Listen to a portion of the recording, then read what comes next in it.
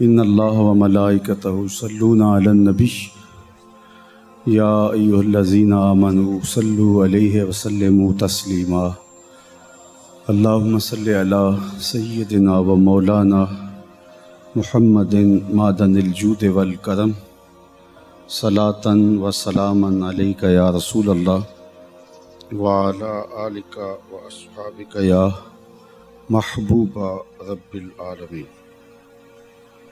تمام حمد و ثنا، تعریف و توصیف اللہ جل مجدہ الکریم کی ذات بابرکات کے لیے، جو خالق کائنات بھی ہے اور مالک ششرہات بھی۔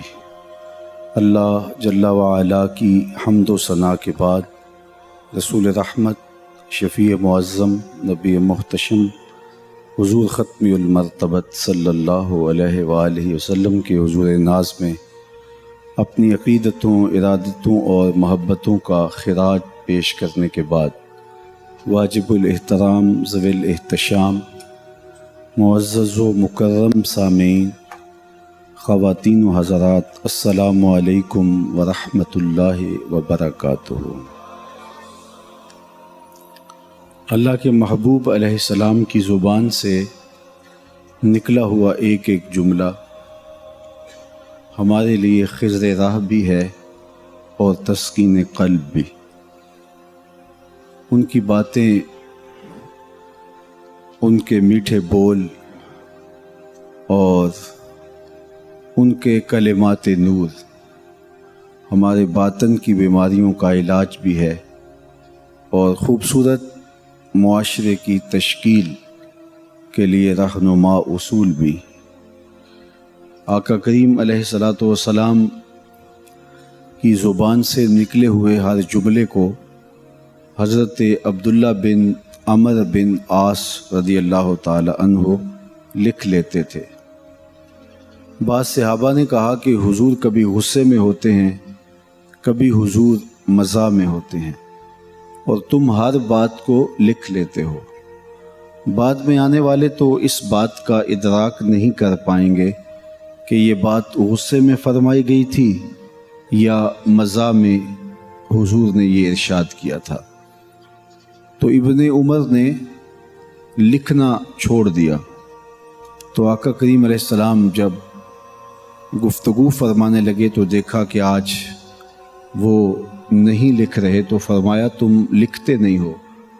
تو انہوں نے بات بتائی کہ مجھے یہ کہا گیا ہے کہ حضور کبھی غصے میں ہوتے ہیں، کبھی حضور مزاح میں ہوتے ہیں، اور تم لکھ لیتے ہو، بعد میں آنے والے تو اس کا ادراک نہیں کر پائیں گے۔ تو آقا کریم کے چہرے پہ جلال کا ظہور ہوا اور فرمایا اکتب والذی نفسی بیدہ ما خرج منہ الا حق۔ فرمایا ابن عمر لکھو، میری زبان سے سوائے حق کے کچھ نہیں نکلتا۔ میں مزاح میں بولوں پھر بھی حق بولتا ہوں، میں غصے میں بولوں پھر بھی حق ہی بولتا ہوں۔ وہ دہن جس کی ہر بات وحی خدا، اونچائے علم و حکمت پہ لاکھوں سلام۔ آپ نے وہ بارہا حدیث علماء کرام سے سنی ہے کہ آقا کریم تشریف فرما تھے تو ایک شخص حاضر ہوا کہ میں روزہ توڑ بیٹھا ہوں، تو فرمایا کہ 60 روزے رکھ لو۔ تو اس نے کہا کہ اگر 60 رکھنے کی ہمت ہوتی تو ایک ہی کیوں توڑتا؟ تو فرمایا اچھا غلام آزاد کر دو۔ اس نے کہا غلام آزاد کرنے کی استطاعت نہیں ہے۔ فرمایا اچھا 60 مسکینوں کو کھانا کھلا دو۔ اس نے کہا میرے میں اس کی طاقت بھی نہیں ہے۔ یہ مسئلہ کوئی مجھے پوچھنے آئے تو قرآن کے بتائے ہوئے اصول کے مطابق میں یہی 3 چیزیں بتاؤں گا، اور اگر وہ کہے کہ میں تیسری شے بھی نہیں کر سکتا تو میں کہوں گا گھر جاؤ، میرے پاس کیا لینے آئے ہو، تم نے روزہ توڑا ہی کیوں تھا؟ لیکن میرے حضور نے یہ نہیں کہا۔ فرمایا بیٹھ جاؤ۔ وہ بیٹھ گیا۔ تھوڑی دیر کے بعد کوئی شخص کھجوریں لے کے حاضر ہوا، تو آقا کریم نے فرمایا وہ مسئلہ پوچھنے والا کدھر گیا؟ عرض کی میں حاضر ہوں۔ فرمایا یہ کھجوریں لے جاؤ اور 60 مسکینوں کو کھلا دو۔ اس نے کہا ان 2 پہاڑوں کے درمیان میرے سے بڑا مسکین ہی کوئی نہیں۔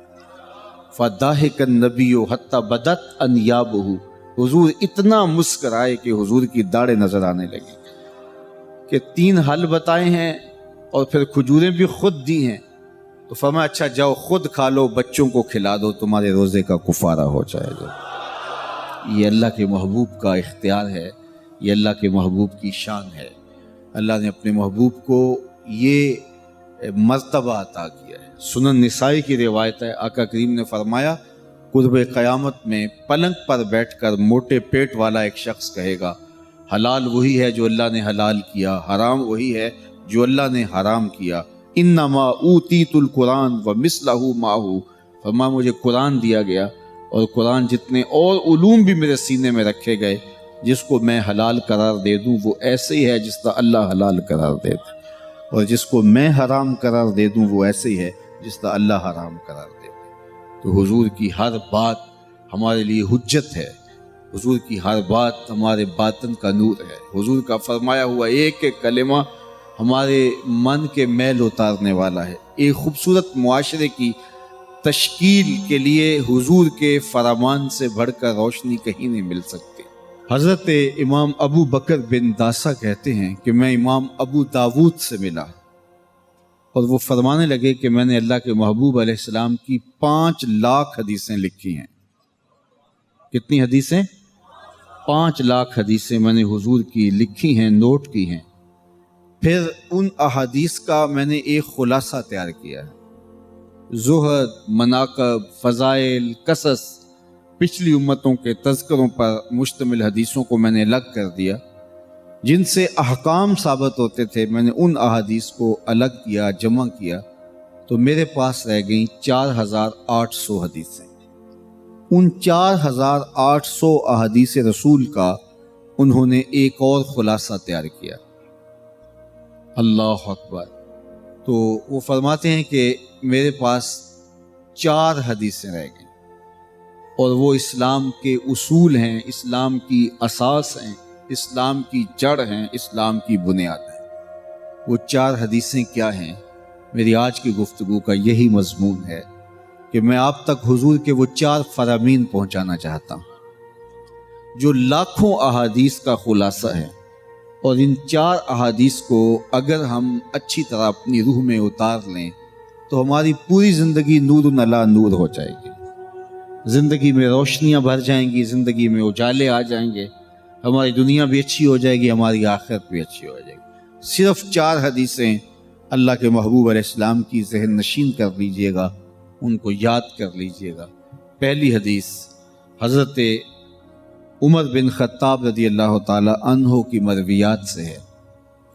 فرماتے ہیں کہ میں نے رسول کریم صلی اللہ علیہ وآلہ وسلم کو فرماتے ہوئے سنا، انما الاعمال بالنیات، اعمال کا دار و مدار نیتوں پہ ہے۔ نیت اچھی ہو، عمل نہ بھی کر پائیں پھر بھی اجر ملتا ہے۔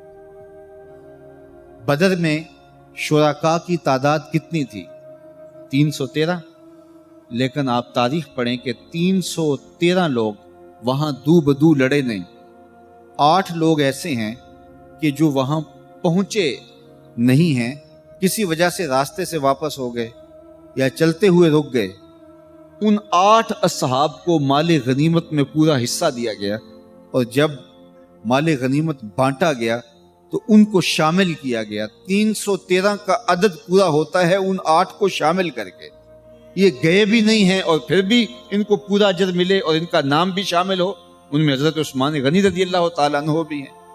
یہ لوگ گھر سے نکلے تھے، ارادہ تھا، نیت کی تھی، کسی وجہ سے واپس کر دیے گئے، لیکن شرکائے بدر میں نام ان کا بھی شامل ہی شامل۔ نیت اچھی ہو، عمل نہ بھی ہو پائے تو پھر بھی قبول ہے، اور نیت اچھی نہیں، عمل جتنا بھی زبردست ہو تو قابل قبول نہیں ہے۔ تو نیت بنیاد ہے، اس لیے میں اور آپ جب بھی کوئی کام کرنے لگے سب سے پہلے نیت کو مستحضر کرنا، کہیں نیت خراب تو نہیں۔ نیت خراب ہے تو محنت ضائع گئی، کیوں پھر محنت کرنے کی ضرورت ہے؟ تو سب سے پہلے بیٹھ کے نیت کے قبلے کو ٹھیک کیا جائے۔ اللہ اکبر۔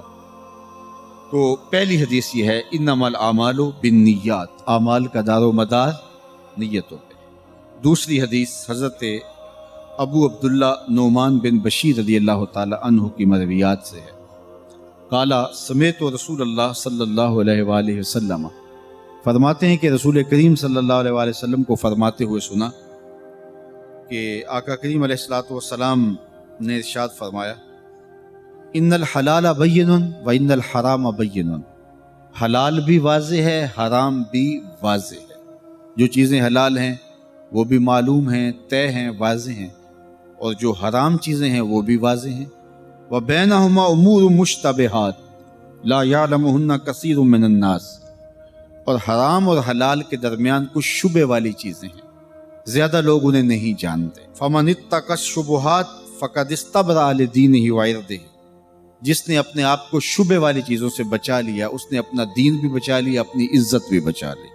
وَمَنْ وَقَعَ فِي الشُّبُهَاتِ وَقَعَ فِي الْحَرَامِ، اور جو شبہ والی چیزوں میں پڑ گیا گویا وہ حرام چیزوں میں پڑ گیا۔ ایک چیز طے شدہ ہے کہ حلال ہے، ایک چیز طے شدہ ہے کہ حرام ہے، درمیان میں کچھ چیزوں کے بارے میں آپ کو شک گزرا ہے، لوگوں کی بھی رائے مختلف ہے، تو آپ اس سے بچیں۔ حضرت وابصہ بن معبد رضی اللہ تعالیٰ عنہ حضور کی خدمت میں حاضر ہوئے تو یہ مجمع لگا تھا، کثیر لوگ تھے، تو پیچھے آ کے بیٹھ گئے، اور آداب بھی یہی ہیں مجلس کے کہ جہاں جگہ ملے وہاں بیٹھ جاؤ، لوگوں کی گردنیں پھلانگ کر کے آگے آنے سے روکا گیا ہے، تو یہ پیچھے آ کے بیٹھ گئے۔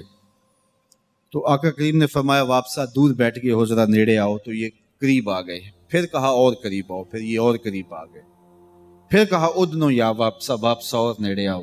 وابصہ کہتے ہیں میں اپنے مقدر پہ قربان جاؤں، میں اتنا نیڑے آیا کہ میرے گھٹنے حضور کے گھٹنوں سے چھونے لگے، اتنی قربت مجھے حضور سے نصیب ہو گئی۔ جب میں اتنا قریب ہوا تو میرے حضور نے مجھے پوچھا کہ وابصہ کوئی سوال پوچھنے آئے ہو؟ میں نے کہا جی حضور میں سوال پوچھنے آیا ہوں۔ کہا جو پوچھنے آئے ہو پوچھو گے یا بتاؤں کیا پوچھنے آئے ہو؟ عرض کی حضور اگر آپ بتا دیں پھر تو کمال ہو جائے۔ تو فرمایا تم خیر اور شر کے بارے پوچھنے آئے ہو کہ نیکی کیا ہے اور برائی کیا ہے؟ تو انہوں نے کہا جی حضور یہی میرا سوال تھا اور یہی میں پوچھنے آیا تھا۔ تو آقا کریم علیہ الصلوۃ والسلام نے ان کے دل کی طرف اشارہ کیا، ایک روایت میں 3 انگلیاں جوڑ کے حضور نے ان کے سینے پہ ماری، دل والی جگہ پہ، اور فرمایا استفت قلبک، اپنے دل سے فتویٰ مانگ لے، دل سے پوچھ لے۔ فرمایا نیکی وہ ہے جس سے تیرا دل مطمئن ہو، اور تیرا نفس جس سے مطمئن ہو وہ نیکی ہے۔ والاسم ما حاک فی النفس، اور گناہ وہ ہے جو تیرے سینے میں کھٹکے، وتردد فی الصدر، جو تیرے دل میں کھٹکے اور تیرے سینے میں جس کا تردد ہو وہ گناہ ہو، اگرچہ فتویٰ دینے والے تجھے فتویٰ دے رہے ہوں۔ تو یہ بات ذہن میں رکھیے گا کہ حلال بھی واضح ہے، حرام بھی واضح ہے، حلال اور حرام کے درمیان کچھ شبہ والی چیزیں ہیں، تو وہ دل سے فتویٰ مانگو تو دل آپ کو خود ہی فتویٰ دے گا۔ یہ بہت بڑا مفتی اندر ہی بیٹھا ہوا ہے۔ تیسری بات میرے حضور نے ارشاد فرمائی، حضرت ابو ہریرہ رضی اللہ تعالی عنہ کی مرویات سے ہے، قال قال رسول اللہ صلی اللہ علیہ وآلہ وسلم من حسن اسلام المرء ترکہ ما لا یعنی ہے۔ حضور نے ارشاد فرمایا کسی شخص کے اسلام کا حسن یہ ہے کہ وہ ہر بے مقصد کام کو چھوڑ دے۔ یہ اسلام کا نور اور اسلام کا حسن بندے کو نصیب ہوتا ہے اگر وہ بے مقصد کاموں کو چھوڑ دے۔ ہماری زندگی بڑی قیمتی ہے، ایک ایک سانس با مقصد ہونا چاہیے، لیکن ہم اپنے وقت کو کس آوارگی کے ساتھ، کس بے دردی کے ساتھ گزارتے ہیں۔ حضرت امام شافعی کہتے ہیں کہ میں نے فقیروں سے 2 باتیں بڑی پتے کی سنی اور انہوں نے مجھے بڑا نفع دیا۔ یہ بہت بڑے بزرگ ہونے کے باوجود، اتنے بڑے عالم اور فقیہ ہونے کے باوجود یہ درویشوں کی صحبت میں جا کے بیٹھتے تھے۔ حضرت امام احمد بن حنبل کو کسی نے دیکھا کہ حضرت بشر حافی کے پیچھے دوڑ رہے ہیں، تو کسی نے کہا اتنے بڑے امام ہو اور اتنے بڑے فقیہ ہو، اس فقیر سے کیا ڈھونڈتے ہو، بشر حافی سے کیا تلاش کرتے ہو؟ تو حضرت امام احمد بن حنبل نے کہا کہ احمد بن حنبل جس رب کو مانتا ہے بشر حافی اس رب کو جانتا بھی ہے۔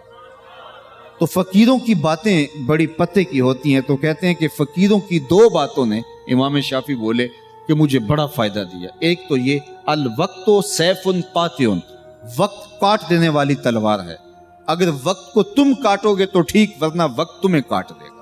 اب تمہاری مرضی ہے کہ وقت کے گھوڑے پہ تم سوار ہو کے اپنی مرضی سے وقت کو چلاؤ، یا پھر تم وقت کے رحم و کرم پہ ہو اور اس کی موجیں تمہیں جس سمت چاہیں بہا لے جائیں۔ اب تمہارا اختیار ہے کہ تم اپنا وقت کیسے گزارتے ہو۔ دوسری بات جس نے مجھے بڑا نفع دیا وہ یہ کہ اپنے آپ کو نیکی کے کاموں میں لگا دو، ورنہ نفس تمہیں برائی کے کاموں میں مشغول کر دے گا۔ اپنے ارد گرد تانا بانا ایسا بن لو، اپنے حالات ایسے بنا لو، اپنی دوستی ایسی وضع کر لو کہ تم نیکی کے ماحول میں رہو، ورنہ شیطان برائی کے اندر مبتلا کرنے میں دیر نہیں کرے گا اور نفس تمہیں جو ہے وہ شر میں مبتلا کر دے گا۔ تو فرمایا کہ کسی شخص کے اسلام کا حسن یہ ہے کہ وہ بے مقصد کاموں کو چھوڑ دے۔ ہم تو بعض اوقات بیٹھتے ہیں تو گھنٹوں بے مقصد بیٹھے رہتے ہیں اور قیمتی سے قیمتی وقت ضائع کرتے ہیں۔ حضرت اویس کرنی رضی اللہ تعالیٰ عنہ کو حضرت عمر رضی اللہ تعالیٰ عنہ اور حضرت علی المرتضیٰ رضی اللہ تعالیٰ عنہ ملنے گئے، حضور کا سلام دیا، حضور کا پیغام دیا، اللہ اکبر۔ تو ویسے کرنی تو تڑپ گئے نا، چشمان سے آنسو ہیں اور بار بار پوچھتی ہیں میرے حضور کے لبوں پہ میرا نام کیسے آیا تھا۔ حضور نے کہا تھا نا کوئی اویس بن عامر کو ملے اور میرا سلام دے اور اس سے کہے کہ میری امت کی بخشش کی دعا کرے، اللہ اکبر۔ تو یہ ملنے گئے حضور کی وصیت اور حکم کے مطابق، حضور کا سلام دیا تو یہ بار بار کہتے تھے حضور کے لبوں پہ میرا نام کیسے آیا، اللہ اکبر۔ تو جب یہ تڑپ دیکھی تو کہا اتنی محبت اور اتنا پیار تو حضور کو ملنے نہیں آئے، حضور کو دیکھنے نہیں آئے۔ تو حضرت اویس کرنی فرمانے لگے تم نے میرے حضور کو دیکھا ہے؟ تو یہ خاموش ہو گئے تو کہنے لگے میں نے نہیں نہ دیکھا تو مجھ سے پوچھ لو، تم پہلے بتاؤ کہ حضور کے ابرو جڑے ہوئے تھے یا کھلے ہوئے تھے؟ اللہ اکبر، تم نے تو حضور کو دیکھا ہے تو ذرا بتاؤ نا۔ پھر خود ہی فرمانے لگے جس نے نہیں دیکھا اس سے پوچھ لو۔ کہا کوئی قریب سے دیکھتا تو کھلے ہوئے نظر آتے، دور سے دیکھتا تو جڑے ہوئے نظر آتے۔ معلوم ہوا کہ حضور کی قربت میں ہی رہے ہیں اگرچہ بظاہر دور رہے ہیں۔ تو یہ اتنے جلیل القدر صحابی ملنے گئے، کچھ دیر باتیں کی، اس کے بعد حضرت اویس کرنی نے ہاتھ بڑھا دیے، کہا اچھا آپ نے بھی آخرت کی تیاری کرنی ہوگی، میں نے بھی کرنی، اچھا حشر کو ملیں گے۔ اللہ اکبر۔ تو وقت بہت قیمتی ہے، کسی کے اسلام کا حسن یہ ہے کہ وہ بے مقصد کاموں کو ترک کر دے۔ چوتھی حدیث سن لیجئے اور وقت اپنے اختتام کی طرف تیزی کے ساتھ بڑھ رہا ہے۔ حضرت ابو حمزہ انس بن مالک رضی اللہ تعالی عنہ سے مروی ہے، اللہ اکبر۔ یہ انس بن مالک کون ہے؟ خادم رسول اللہ صلی اللہ علیہ وسلم، حضور کے خادم۔ ان کی ماں کا نام تھا ام سلیم۔ 10 سال کی عمر تھی حضور جب مکے سے ہجرت کر کے مدینہ تشریف لائے، اللہ اکبر۔ 9-10 سال کے تھے تو ماں نے بازو سے پکڑا تو حضور کی خدمت میں لے آئی اور کہا حضور یہ بچہ آپ کی خدمت کیا کرے گا۔ تو بالکل چھوٹے بچے تھے اور حضور ان سے لاڈ بھی کیا کرتے۔ تو وہ ایک بوٹی ہوتی ہے نمکین جس کو بچے بڑے شوق سے کھاتے ہیں، وہ پہاڑوں پہ اگتی تھی اور یہ جا کے کہیں سے وہ بوٹی توڑ لاتے اور خود بھی کھاتے اور بچوں کو بھی کھلاتے۔ اس بوٹی کو عربی میں حمزہ کہتے ہیں۔ تو میرے حضور نے انہیں لاڈ سے کہا یا ابا حمزہ، او بوٹی والے، تو نام ہی پڑ گیا۔ تو راوی نے روایت کی تو ابو حمزہ سے، ان ابی حمزہ، ابو حمزہ سے روایت، انس بن مالک رضی اللہ تعالیٰ عنہ جو حضور کے خادم ہیں ان سے۔ آقا کریم نے کیا ارشاد فرمایا سن لیجئے، ان النبی صلی اللہ علیہ وسلم لا یؤمن احدکم حتی یحب لاخیہ ما یحب لنفسہ۔